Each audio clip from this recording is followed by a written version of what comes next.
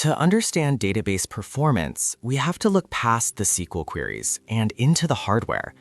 There is a massive gap between the speed of your RAM and the speed of your SSD. While modern NVMe drives are fast, they are still orders of magnitude slower than system memory. When a database needs to read a row, it cannot afford to fetch it from the disk every single time. It needs a staging area. Most developers assume the operating system handles this via its standard file cache, but for a high-performance database, the OS is often too generic to be useful. This leads us to the buffer pool, a massive, dedicated region of memory that the database manages manually. By taking control, the database can predict which data you'll need next, outsmarting the general-purpose logic of the kernel. Inside the buffer pool, data isn't stored as individual rows. It's organized into fixed-size chunks called pages. In Postgres, a page is typically 8 kilobytes. In MySQL, it's 16. The buffer pool itself is an array of frames. Each frame is a slot in memory that can hold exactly one page from the disk. When you query a table, the database first looks at its page table, an internal hash map that tracks which disk pages are currently cached in which memory frames. If the page is there, it's a cache hit, and the database accesses it at RAM speeds. If not, it's a cache miss. The database must then find an empty frame, fetch the page from disk, and update the mapping. This architecture allows the database to treat memory like a massive searchable grid of disk-backed data.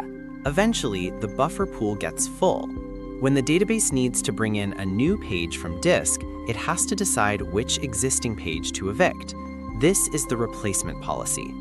A simple least recently used, or LRU strategy, is common, but databases often use more sophisticated versions, like the clock algorithm or LRUK.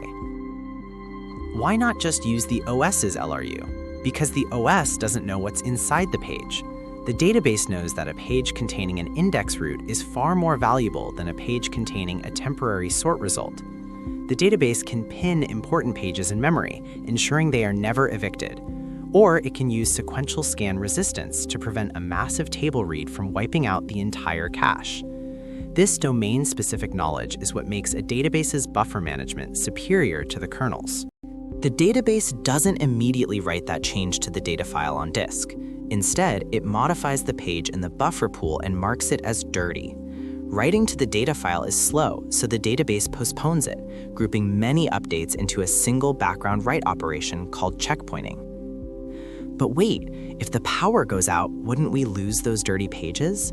This is where the write-ahead log, or WAL, comes in. Before the buffer pool page is modified, the change is recorded in a sequential log file.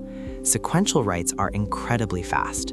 If the system crashes, the database simply replays the WAL to reconstruct the dirty pages.